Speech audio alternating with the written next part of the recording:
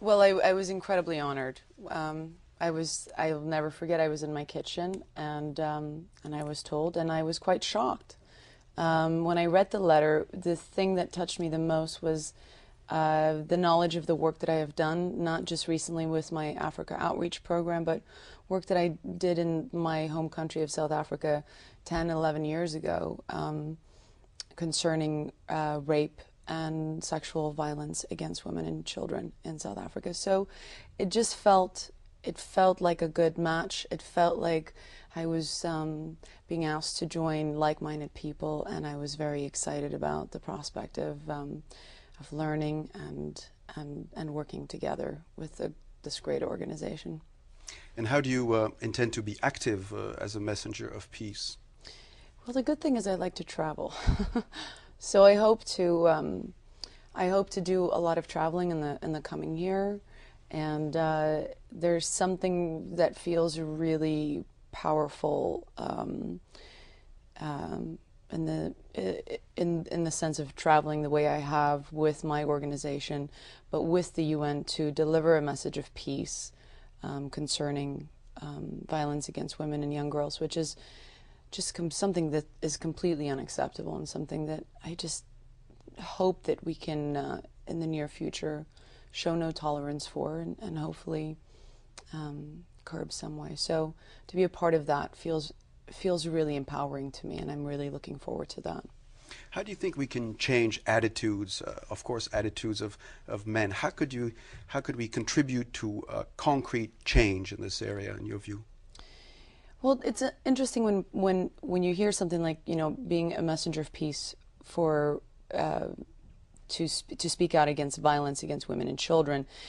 It sounds very isolated, but just like you said, I don't think that you can think of it as an isolated subject, because I do think that men are very important in this aspect, and it starts with education and the tools of knowing and understanding, and without those it's very hard to expect men to behave any different towards women and young girls.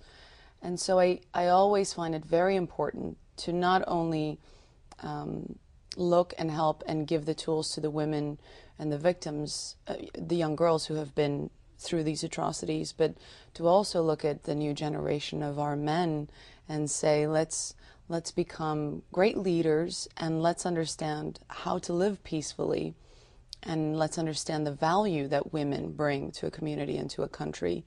And these are things that take time, but it's something that I have great passion for, because I realize that once you give these little boys the knowledge and the tools, it's amazing, because they go back to their villages and they carry that message with them, and it's like a trickle effect. All of a sudden it just kind of spreads like wildfire. And these are the things that I think in years to come we'll start seeing a difference, because we can't expect difference without giving that kind of a foundation to a community, to a country. You're working a lot at the grassroots level right now in your home country of South Africa.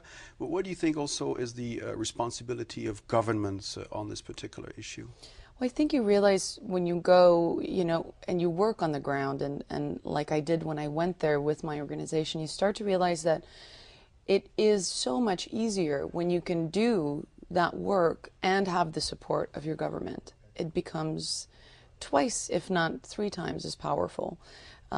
So it's always important for me to try and have some conversation with my government, to try and to let them understand what I'm trying to do, to have them be a part of it.